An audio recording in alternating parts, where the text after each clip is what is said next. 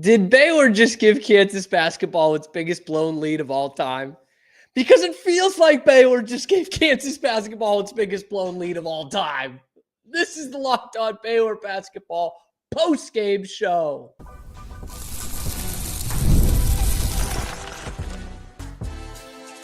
You are Locked On Baylor, your daily podcast on the Baylor Bears. Part of the Locked On Podcast Network, your team every day. Yes, it is the Locked On Baylor Basketball post-game live on YouTube and then wherever you get your podcasts. I'm your host, Cam Stewart of ESPN Central Texas, and I am on my girlfriend's phone's hotspot. So this has been a day. I'm just going to get this clear out of the way just in case anything happens with the connection here. But for some reason, this apartment complex in Illinois just does not have any internet today. It was supposed to be up by 3. It was not. I ran to a bar in the 15-degree weather. I gave up on it at halftime in terms of doing a post-game show. Had to run back in the 15-degree weather, and we're on a hot spot to try and do this live post-game. So please forgive me if anything gets choppy or the quality ain't that good. But we need to talk about this. Baylor wins it 81-70 over Kansas, and that is like the most iceberg theory thing of all time. Down 21 at one point, down 19 points at half. It is a 30-point swing. And Baylor beats Kansas at home for the 5th year in a row. We didn't even know what COVID was the last time Baylor lost to Kansas at home. And here we are. Some of the people, they didn't believe me when I said Kansas were frauds, when I said this was last year's Kansas team. But it's all the hallmarks of a Kansas team from last year. Blew a lead, don't win on the road. Dickinson goes missing after 10 or 12 minutes. I've said this for a year and a half, and it happened again. It happened again. Hunter Dickinson, probably the most overrated player in the country. And Norchad Omier plays a little bit better and takes him to the woodshed. Had Hunter Dickinson in hell in this one. And Baylor does it without VJ Edgecombe for the last 10 or 12 minutes of the game. Get well soon, VJ Edgecombe. But my God, Kansas has been playing basketball for a long time. They have been playing it very well for a long time. Never have they had a bigger blown lead in the history of the program than what they did in Waco today. 21 points right down the drain. Till scrubby little Baylor.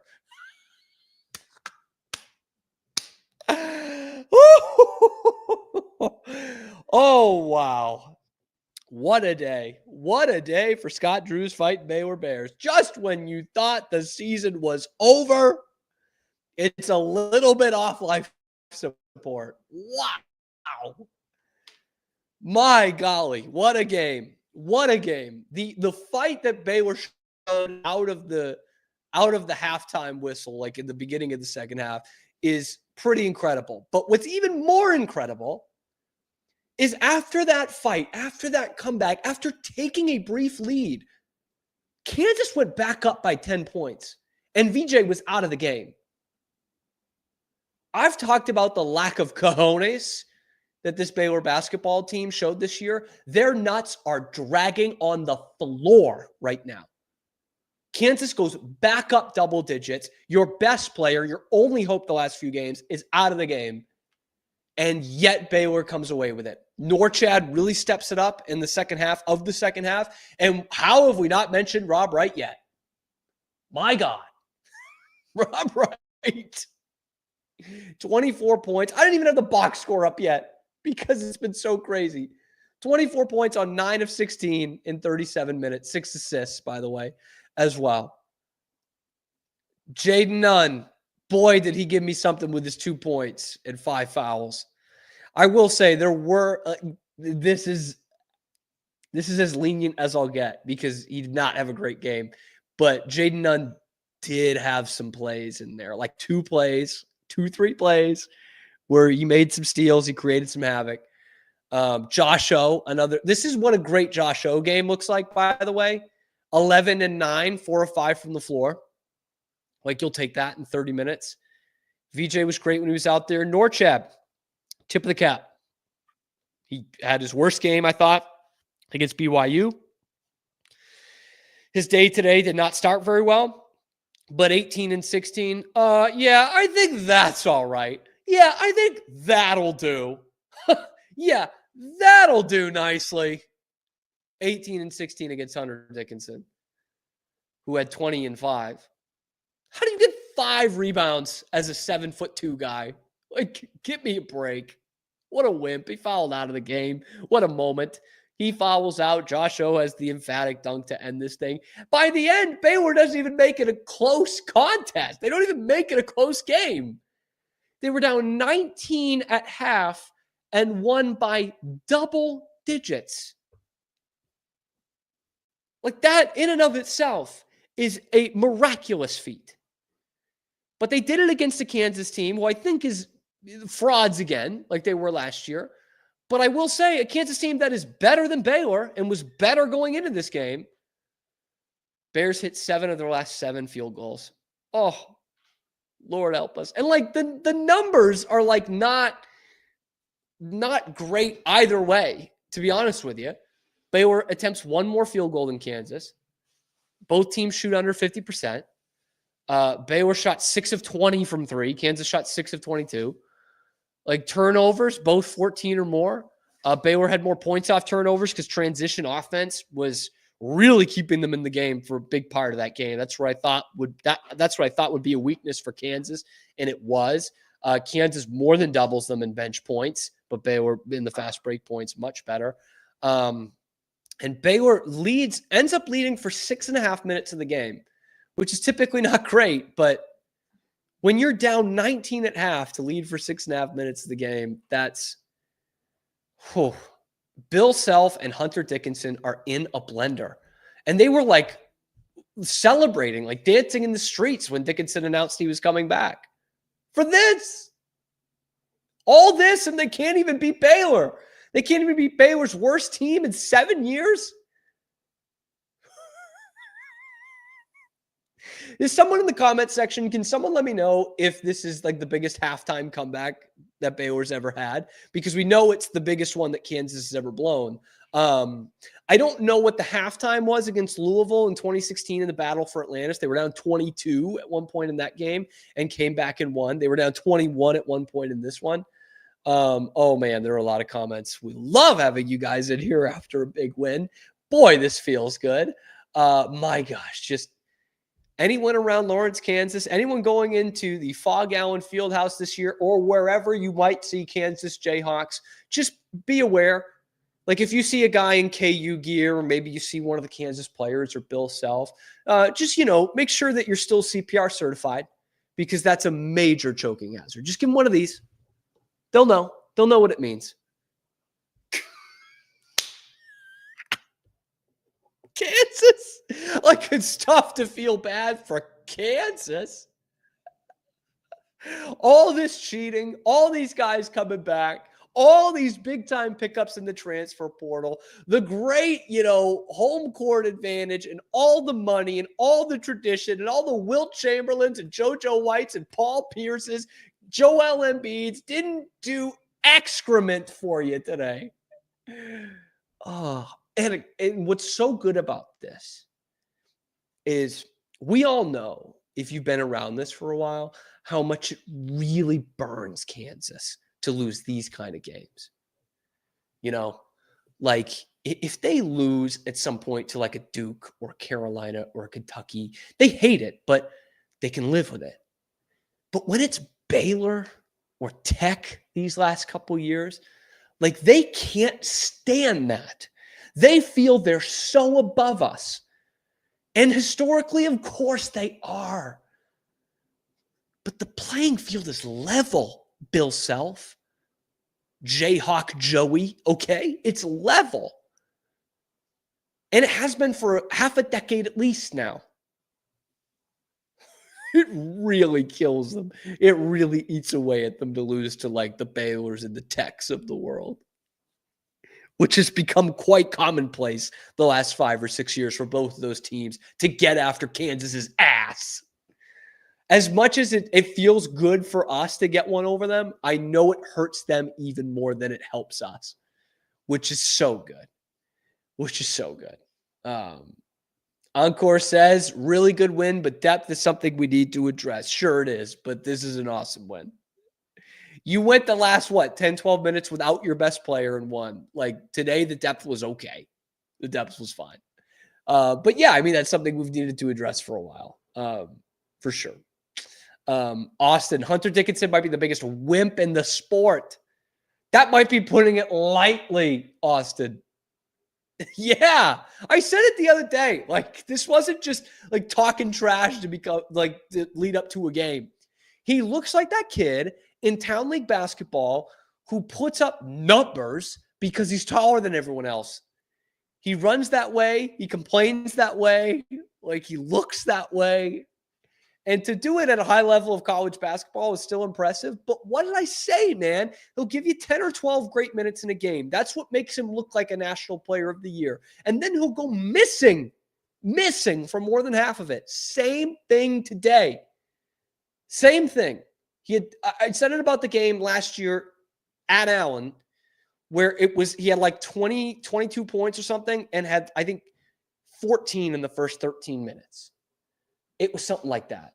He finishes with 20 today, and it actually is kind of distributed. He had 12 in the first half, but if you'll remember, it was 12 of Kansas's first 20 points, 23 points, and he had 8 in the second half. 8 and 3 in the second half. Norchad Omier had 17 and 11 in the second half. Rob Wright had 20 in the second half and shot 7 of 9. DeJuan Harris, a guy I like, he had 6 in the second half. Rob Wright had 20. Zeke Mayo, top guy in the transfer portal. He had what did he have for the game? 8 points for the game. 3 of 9 from the floor. Josh O, 11 and 9. Wow. Is Baylor back? Because there's been a couple wins this year that we've said, hey, nice win. Let's celebrate this thing. But is this sustainable? And it's been few and far between. Most of the time, the answer has been no. A win against Cincinnati, was that play sustainable? No. You can't really play his own defense against everybody in this league and expect to win at a high level. Cincinnati stinks. I think you finally saw good full court defense today. You saw good man-to-man defense today. You saw good half-court offense eventually. And you saw guys step up. You saw Norchad step up. You saw Rob Wright step up. You need to get healthier, but in terms of sustainability, this is pretty close. Pretty close to being something sustainable down the line. Obviously, I still have concerns about this team, but yeah, this is one to be celebrated. Let's just say that. Goat said 3 players with 4 fouls with 7 minutes to go. Impressive that no one fouled out until a minute left. Yeah. I know everyone at some point in one of these comment sections wants to talk about the officials, and this isn't saying like the officials were bad, but I actually really liked the way they officiated the game today. And it didn't necessarily help Baylor in the first half, but you don't I will often come on here and say how bad I thought the officials were, even if it didn't impact the game very much. I liked the way they called this thing today. Whereas BYU did not feel like a Big 12 game, this felt like a big-time Big 12 game. They let them go. I liked that. I really liked that. If Scotty B, Rob Wright cooked DeJuan Harris. He certainly did. There were a couple times where, at least 2 or 3 times, where Rob kind of played a 2-man game, and I thought he handled it so well the way he cut it, cut it isn't a word. The way he cut, like he would do like kind of high ball screen handoff, top of the key, and he would have Harris leaning one way. And so Harris is in front of him, but he's leaning the other way, and Wright would take him to the basket. We know how well he finishes at the basket. It was awesome. Scotty B also says the song will be "Carry On My Wayward Son" for the breakdance today. Did they play that at the end of the game at Foster? I know they did that last year. I'd love to know. And by the way, my God, if there was anywhere in the world, anywhere on the planet Earth I wanted to be this afternoon, it was Foster Pavilion. And you couldn't hear it terribly well over the TV, I'm sure, because I know how loud that place can get. That had to have been the loudest it's ever been today. Like, talk about a place being completely up for grabs. That's where Foster Pavilion at its best is one of the best atmospheres in America. Argue with a wall. I know it's not Allen. I know it's not Cameron, but that place was on fire today. On fire. Please let me know in the comments what it was really like, those of you who were there, because I would have absolutely loved to be there. Will said we scored 60 effing points in the second half. Where's that been? Good question. Without VJ for most of it. That's incredible. 60 and a half at any point is unbelievable. Almost no matter who you're playing. They did it against Kansas in the second half, shorthanded on a team that even tall-handed is not a great offensive team. Not as good as the numbers say. I think we can all agree on that. Goat asked the question that I kind of addressed a few minutes ago. Does this game mean anything going forward besides a mental win? Thin now, but VJ out even thinner. I'm interested to hear what you guys think about that. I kind of said my piece on it. I think there is something you can take from this because you finally beat a good team. And it was one that you were getting your ass kicked. Okay. Like, that is something like maybe it is just a mental thing, but that's a big mental thing to take into some of these other Big 12 games, especially Houston next Monday. You know, like, this is something absolutely you can take. The VJ thing, I don't know what it said on the broadcast because I couldn't hear it. But I'm interested to hear, like, I'm, very amateur sports watching doctor, but his ankle rolls and his knee bends a weird way in the same play.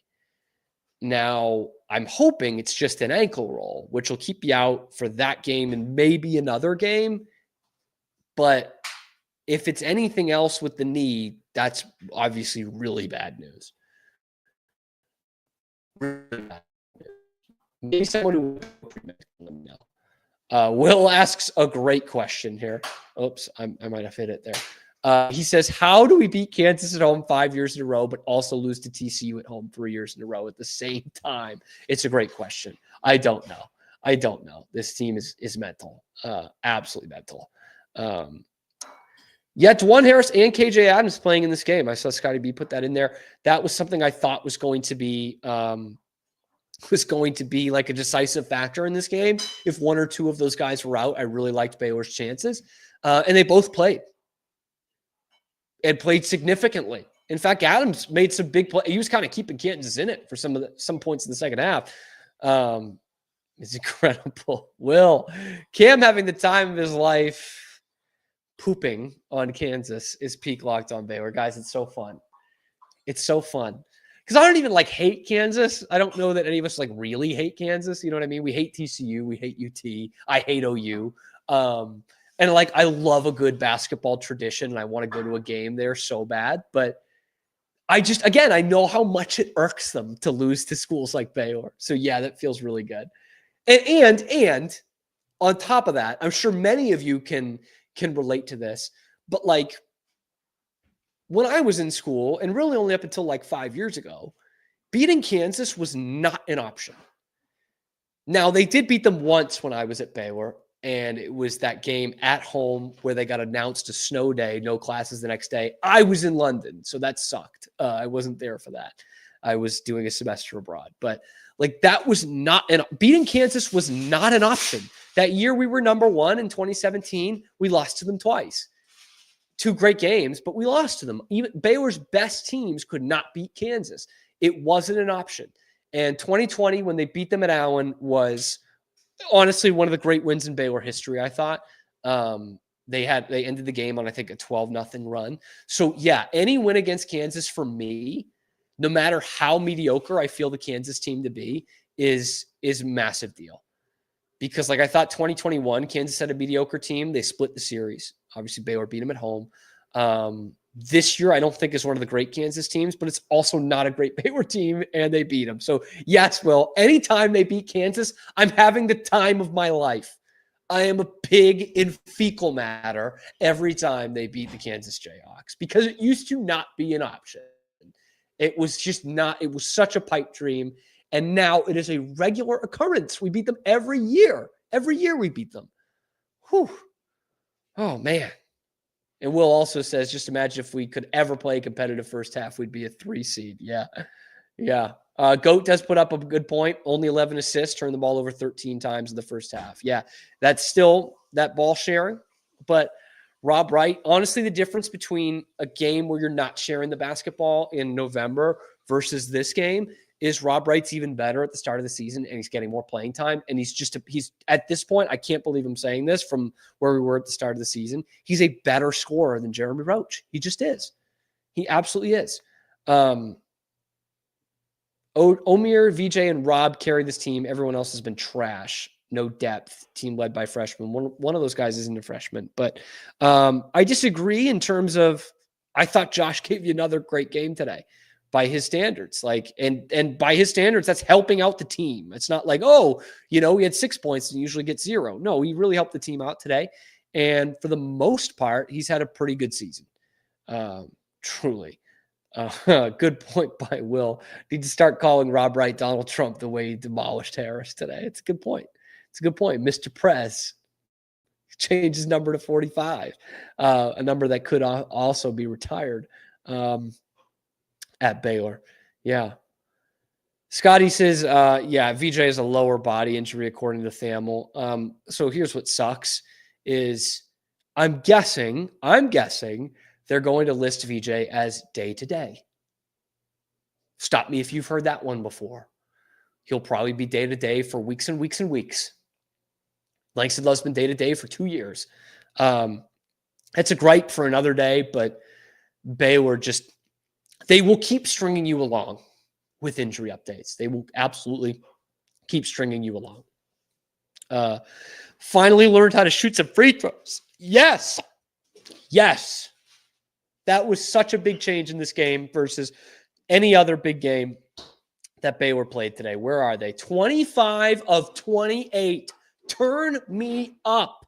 Last game, they were 50% from the free throw line outside of Rob Wright. Today, the whole team was 25 of 58. And Rob Wright, 6 of 6, by the way. Norchad, 13 of 14. 13 of 14. They felt that was a strategy. Kansas did. And they probably should have. We can send this guy to the line. He's going to kill them there. 13 of 14. Another tip of the cap to Norchad Omir, who deserves it, even though it was a tough start to the game. But certainly got there. Scotty, another good one that we have talked about so far. Jalen Celestine, 12 points. The oven is preheated in my apartment. Jalen Celestine, man, big shots today. 4 of 8 from 3. Airballed a couple, actually. And he only pulled down 3 rebounds, which I think he should be better than that. And he doesn't give you a lot outside of the 3-point shooting right now, but he hit some big-time threes today. I can't take away from that. If that's going to be his role, so be it, if he's going to have games like the game he had today. Wow, guys. Baylor wins a 30-point swing. Let me say that for a 5th time in this postgame. A 30-point swing against the Kansas Jayhawks. In fact, before we go, let's see if I can get the half-by-half comparison. This is incredible. Baylor shot 10% from 3 in the first half. They were 8 of 29 from the floor. They did out-rebound Kansas in the first half, but turned it over 12 times in the first 20 minutes. And were outscored by Kansas's bench, the bench points, 20-0. And did lead for 6 minutes, apparently. That must have been just the first 6 minutes. I know it was a little back and forth. But let's look at the second half, where the Bears went 17 of 29 from the floor, shot 50% from 3, 95% from the free throw line, 21 of 22. Colorado Rockies 07 kind of numbers right there. 15 points off turnovers. Out-rebounded them by 9. Didn't turn the ball over much, only 5 times in that second half. And, the 636 is what they led for the entire game. Sorry. So just completely turned this thing around in the second half. And that doesn't even go over like the defense they played. 11 of 31 Kansas was in the second half from the floor. I mean, that was as good a man-to-man defense and full court defense as we've seen from Baylor all season long. And the bigs played really good defense. Can't wait to hear kind of what Scott Drew has to say about this, but really can't wait to hear what Bill Self has to say about this. Of course, we will have all that and more on Monday's show. We'll have even more of a breakdown of this, one of the great comeback wins in Baylor basketball history, one of the great wins in Baylor basketball history, like one of the top 20, 30 wins in the history of Baylor basketball. You just gave Kansas their biggest blown lead in their 120-year history of their program. A program that has had literally the inventor of the game coach there. It feels pretty good. Yeah, it's okay. Yeah, I'll sleep well tonight. And the Bruins won too. Wow. Let me know what you guys thought about this game, especially if you're watching after the fact in the comment section below. What stood out to you the most? What was the biggest stat? And can Baylor actually sustain this? Can they make this into a positive going forward? And let me know where you were when Kansas had their biggest blown lead in the history of the program. Drop it down in the comment section below. Tell me how right I was about how Kansas is frauds. Again, tell me how right Rob is. Let me know in the comments. Be sure to like and subscribe. If you're watching live, if you're watching after the fact, slam that like button. We're trying to get to 100 likes on every video because that really helps out the channel a lot. And then after you're done watching on YouTube, go listen to it wherever you find your podcast. Thank you for making it your first listen today and every day. Thank you so much for bearing with me. I think we're getting through this. I think we are getting through this on the hotspot. Thank you guys so much for tuning in. This was a great live. You guys always make it a great live. And we're going to see you on Monday, maybe even tomorrow night on your favorite show, Locked On. See you, Kansas. Baylor.